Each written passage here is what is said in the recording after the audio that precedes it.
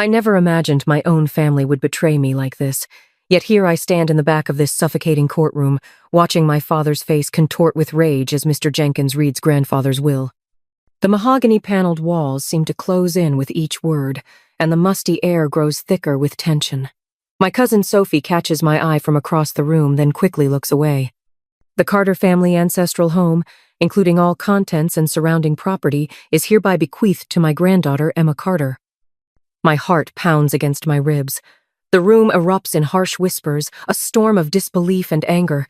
Dad's neck flushes crimson as he whips around to glare at me. Uncle Jason grips his shoulder, but his own face betrays the same shock. This can't be right. Dad's voice cuts through the chaos. There must be some mistake. Mr. Jenkins adjusts his wire-rimmed glasses, unfazed. The will is quite clear, Mr. Carter.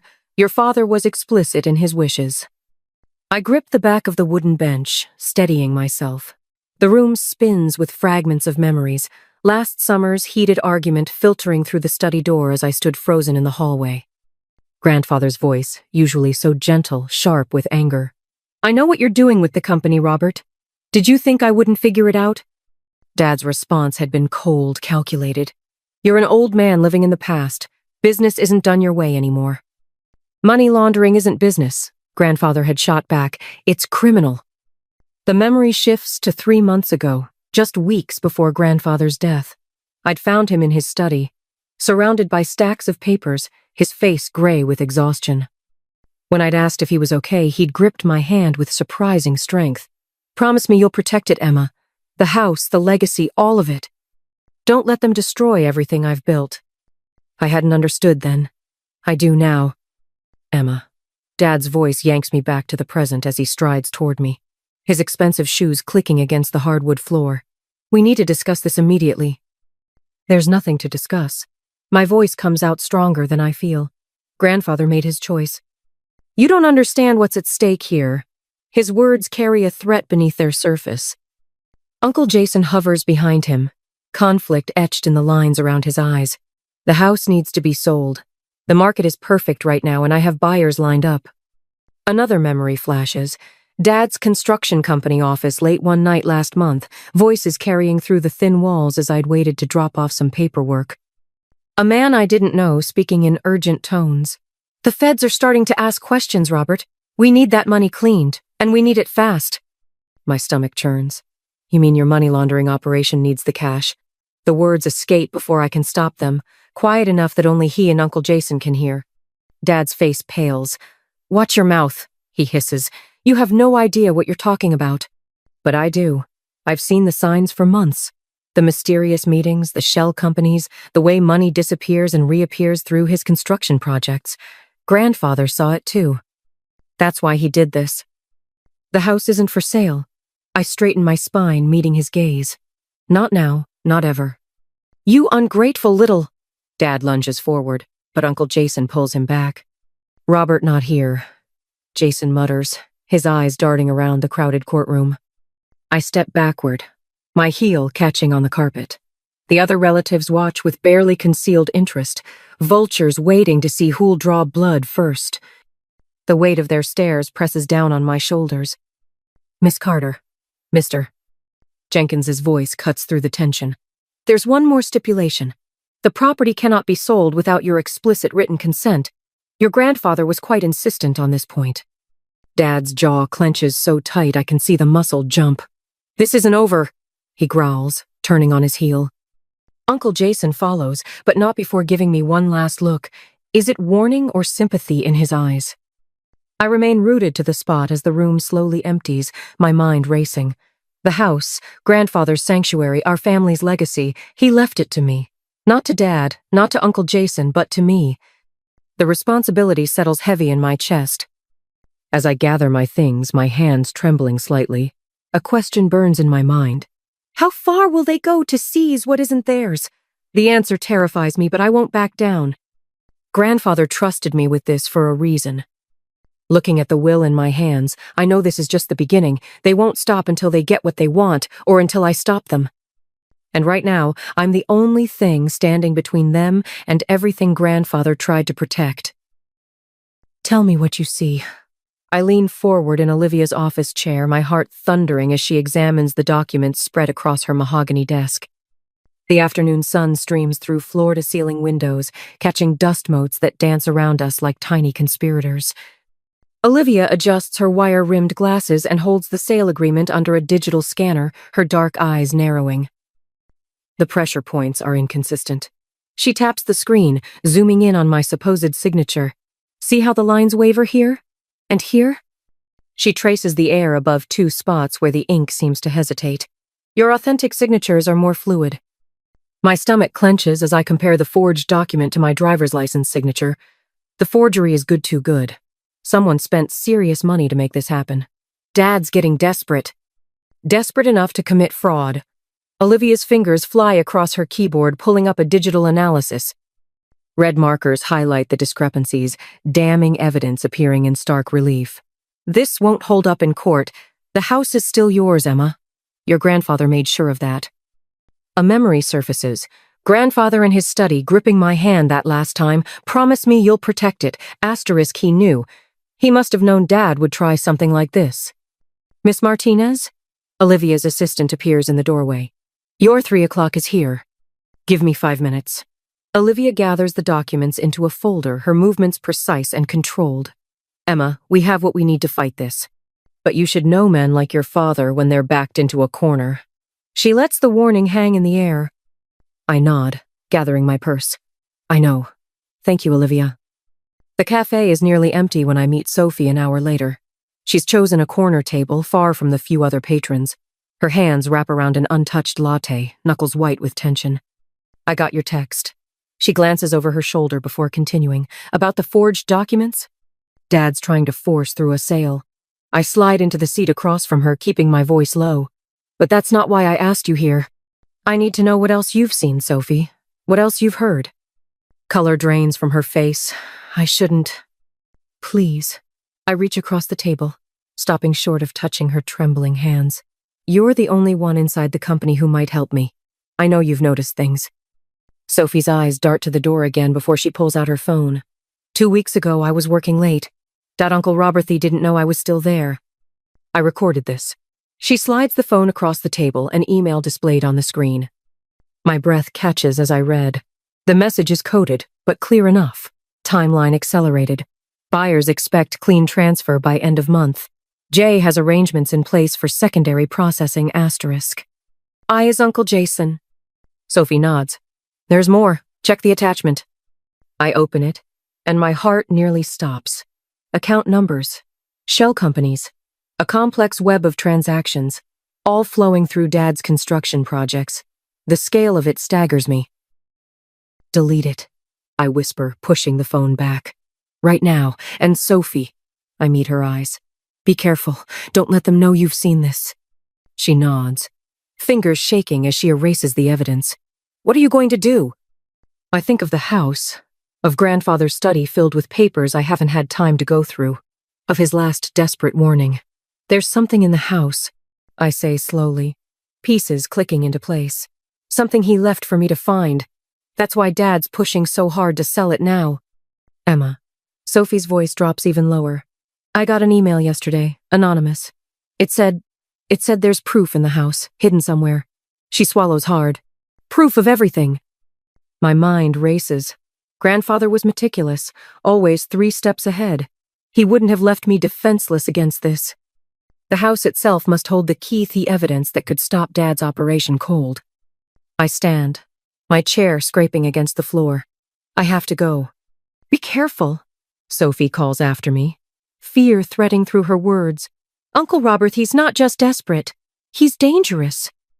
The drive home is a blur of strategy and memory. As darkness falls, I park in the garage and slip into the house through the kitchen door. The study waits upstairs, shadowy and still. Somewhere in this room, Grandfather left his final weapon against betrayal. I just have to find it. On a dusty shelf, his laptop sits untouched since his death. My hands tremble as I lift it, power it on. Sophie's warning echoes in my head. Asterisk. He's dangerous. Asterisk. But so is the truth, and somewhere in this house, that truth is waiting to be found. The anonymous email Sophie forwarded glows on the screen. I read it again, slower this time, parsing each cryptic line. Check the heart carved in the garden wall. Count 3 stones up, 2 across. The drawer that never opened he kept the key behind the loose brick. Asterisk. My pulse quickens. The carved heart, I remember it from childhood. Initials etched by some long-ago Carter. And grandfather's study drawer, the one he'd always kept locked. I'd assumed he'd taken its secrets to his grave. I grab a notepad, transcribing the message with trembling fingers. Each detail seems deliberately placed. A breadcrumb trail grandfather designed for me to follow. The carved heart would lead to the key, and the key. A floorboard creaks somewhere in the house. I freeze, finger hovering over the print button. The sound came from downstairs, too heavy to be settling wood. Someone else is here. Quickly, I hit print and close the laptop. The printer whirs to life, too loud in the silence. I snatch the paper, fold it, and slip it into my pocket. Another creak, closer now. Footsteps on the stairs. My heart hammers against my ribs as I edge toward the study door. One question burns in my mind, urgent and terrifying. What evidence did grandfather hide that's worth breaking in to find? The footsteps reach the landing. I kill the desk lamp and press myself against the wall, praying the darkness is enough to hide me.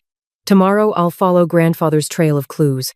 But first, I have to survive tonight.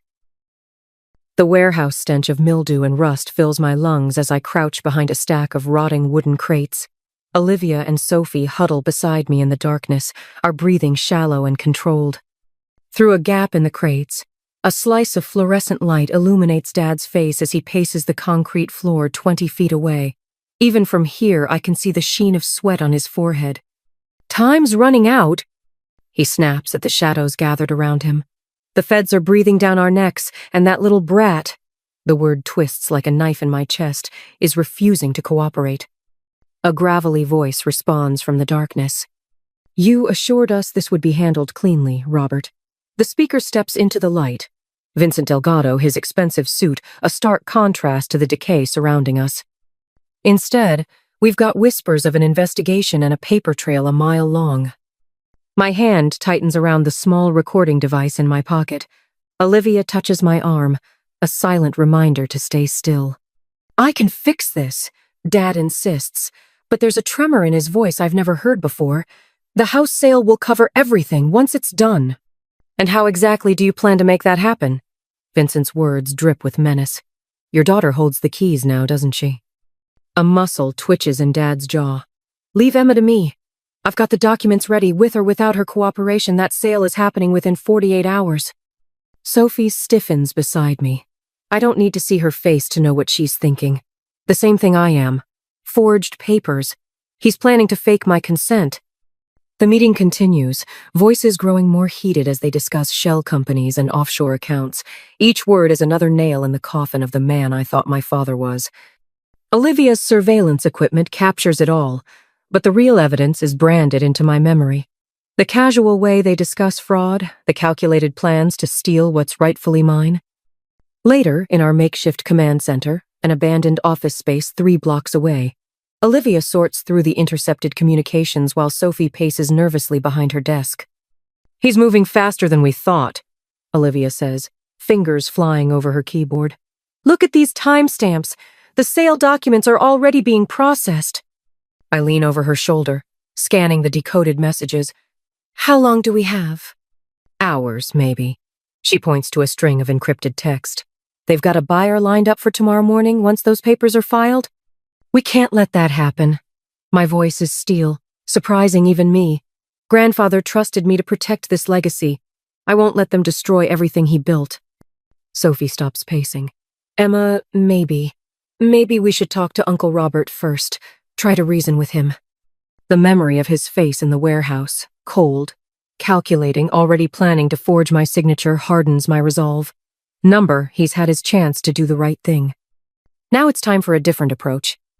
20 minutes later, I stand in grandfather's study, the weight of generations pressing down through the darkness. The house creaks around me, familiar sounds that used to bring comfort. Now they feel like warnings. The door opens. Dad's silhouette fills the frame, his shoulders tight with barely contained rage. "You wanted to see me?" His voice is carefully controlled, but I can hear the storm brewing underneath. Yes.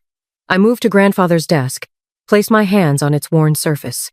We need to talk about the forged documents you're planning to file tomorrow morning. The silence stretches between us, thick with decades of lies. Through the study window, storm clouds gather on the horizon, echoing the darkness in my father's eyes. You have no idea what you're talking about. But there's a flicker of something in his expression. Fear, maybe. Or recognition that his carefully constructed world is beginning to crumble. Don't I? I reach into my pocket, withdraw the recording device. Would you like to hear what Vincent Delgado had to say about it? All color drains from his face.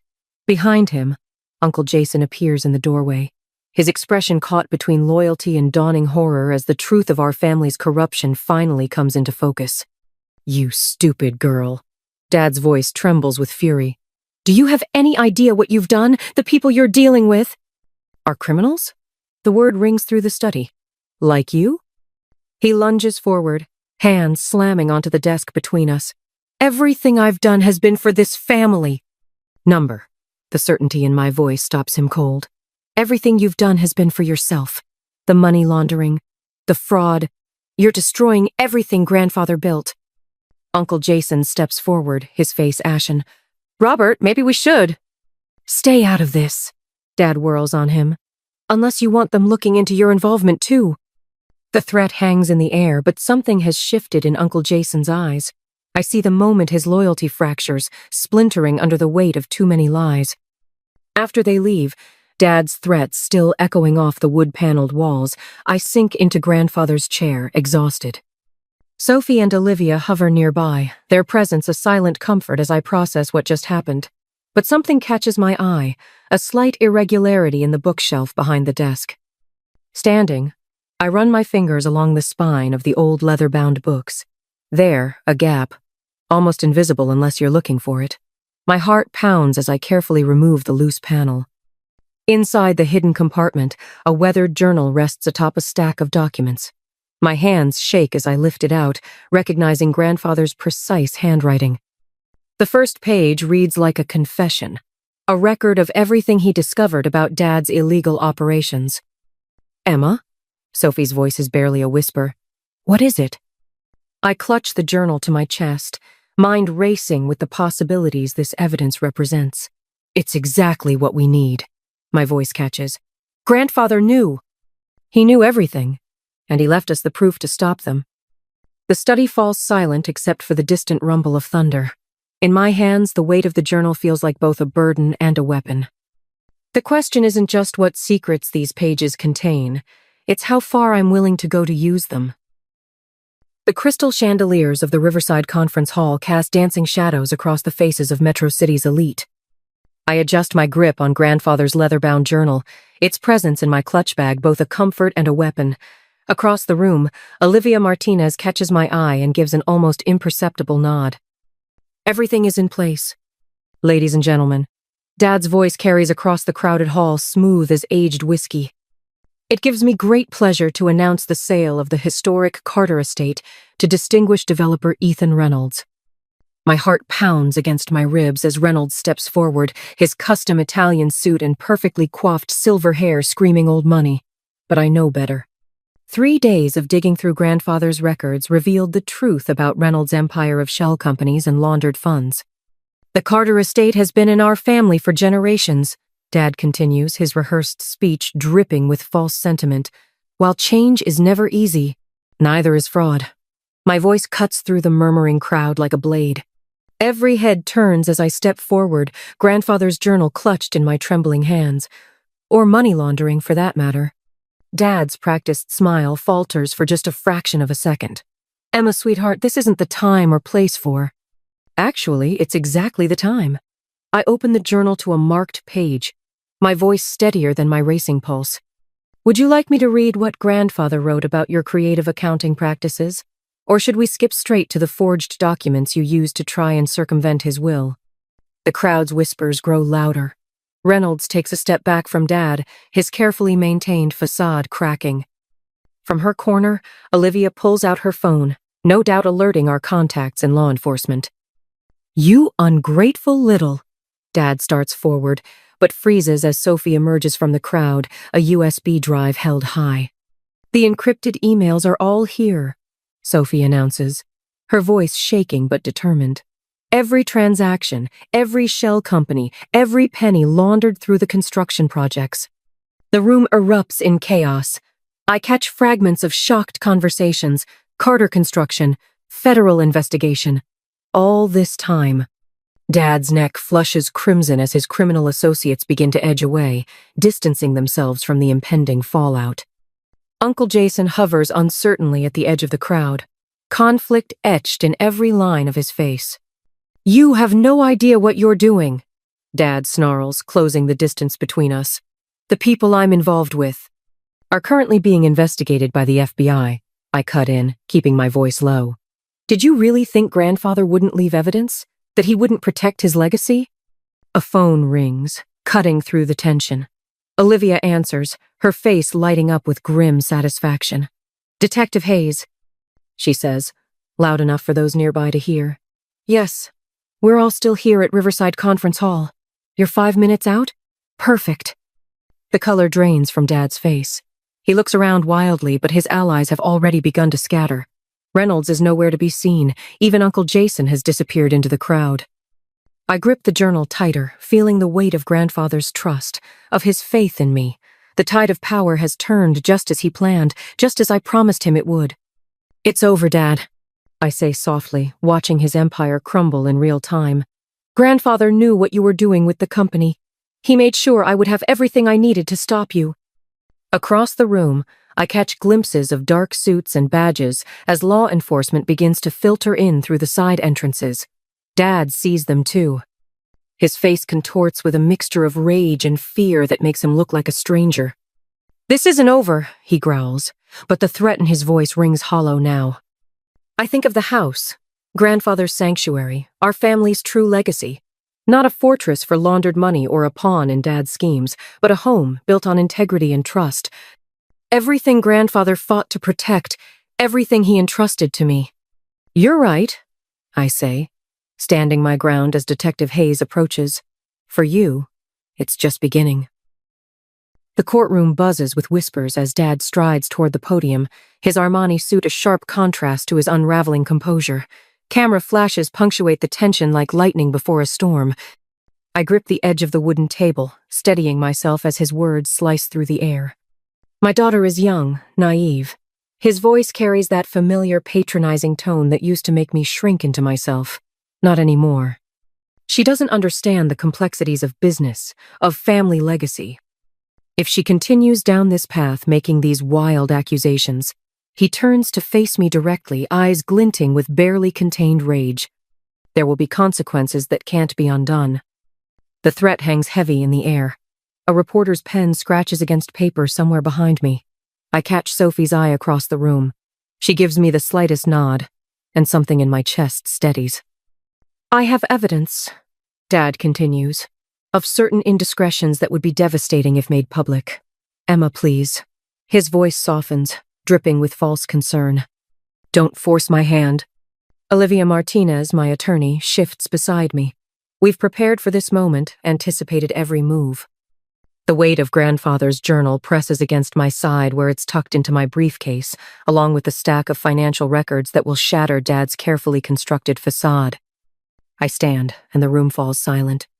"You're right about one thing," I say, my voice carrying clear and strong. "I am your daughter. Which means I learned from the best about keeping receipts." Olivia steps forward, nodding to the court clerk. The projector hums to life, and the first document appears on the screen, a detailed spreadsheet tracking money movements through shell companies, each transaction highlighted in damning red. This is a record of funds flowing through Carter Construction's subsidiary accounts. Olivia explains, her professional tone masking the bombshell she's dropping. "Note the pattern of deposits and withdrawals, each carefully structured to avoid detection." Dad's face drains of color. Uncle Jason, seated in the front row, leans forward with widening eyes.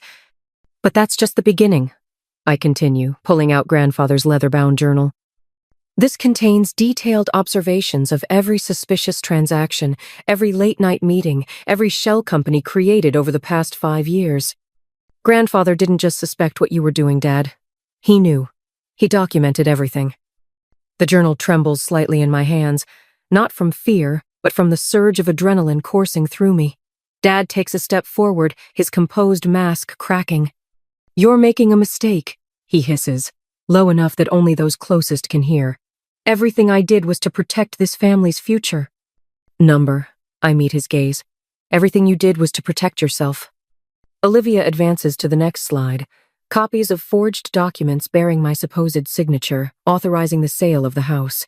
The evidence we've gathered laid bare for all to see. Gasps ripple through the courtroom as she methodically explains each piece.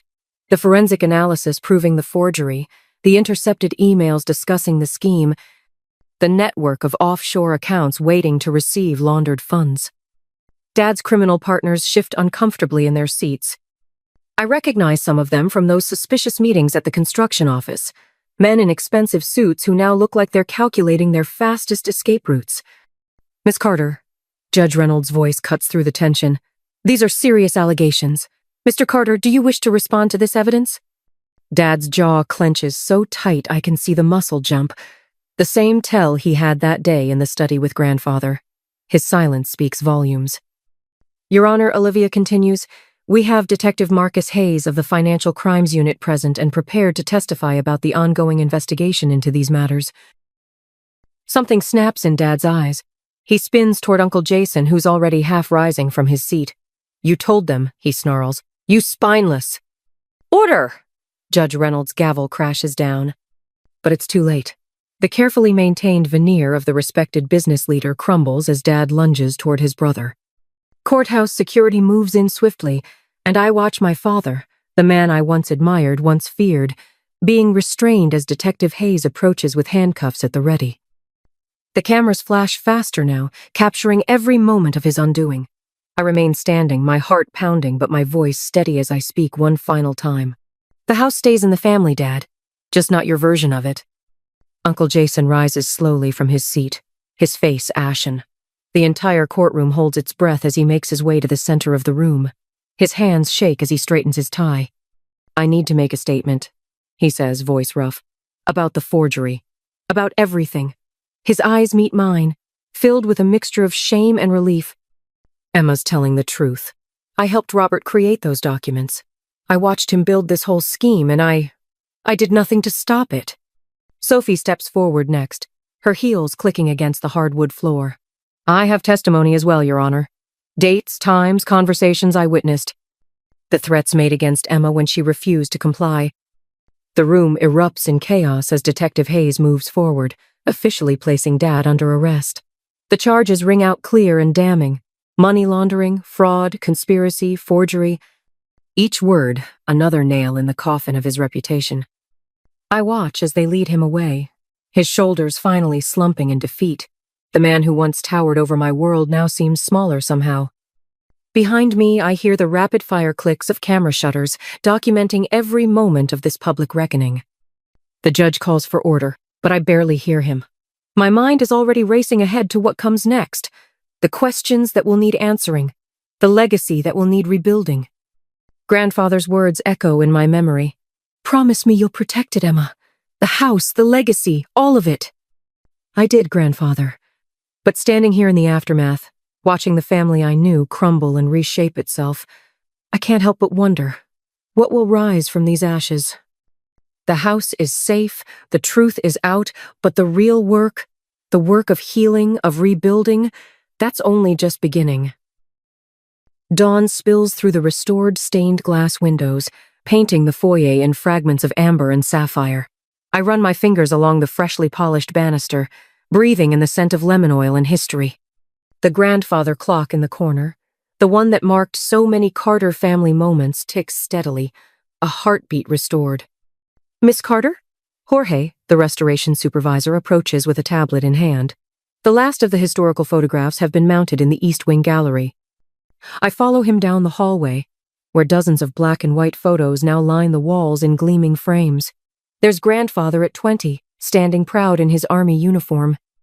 Another shows him breaking ground on his first development project, the one that launched the family business legitimately, before Dad corrupted it. My throat tightens as I spot a photo I'd almost forgotten. Grandfather and me in his study, heads bent over his collection of rare first editions. I was 12 then, oblivious to the storm brewing in our family. The archival glass will protect them from UV damage, Jorge explains, but his voice fades into background noise as memory washes over me. 3 months ago, I stood in this same spot, watching federal agents escort Dad out in handcuffs. His face had been a mask of fury and disbelief, the expression of a man who never imagined his schemes would unravel. The evidence in Grandfather's journal had been irrefutable, each detailed entry revealing another layer of Dad's money laundering operation. The memory dissolves as Olivia's heels click against the hardwood floor. Everything's official, she announces, waving a stack of documents. The title's clear and the preservation trust is ironclad. No one can ever force a sale of this property again. Thank you.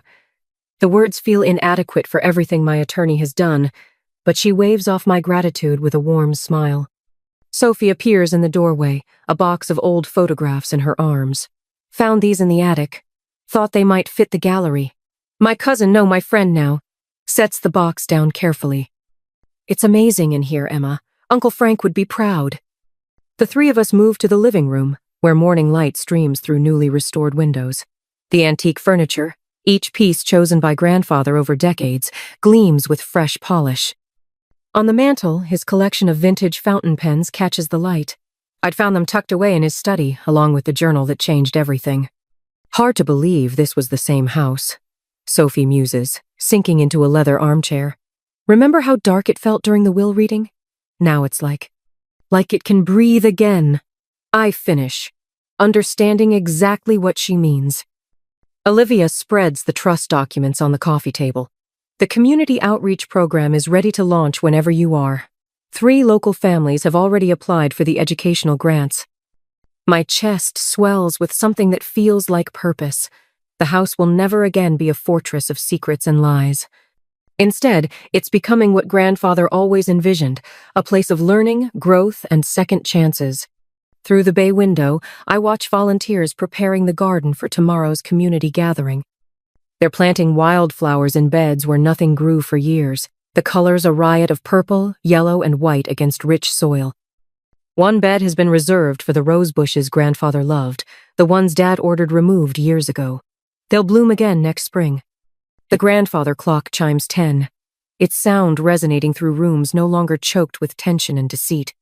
Each note feels like confirmation, like Grandfather's voice saying, "This is what I protected it for, this is what I knew you could do, asterisk." I move to the window, pressing my palm against the cool glass. The morning sun illuminates every corner of the property, from the restored Victorian greenhouse to the winding gravel paths. No more shadows, no more secrets, just light, possibility, and the steady foundation of truth that Grandfather helped me build. Ready for tomorrow? Sophie asks, joining me at the window. I nod, watching a monarch butterfly drift through the garden. Ready for everything that comes next.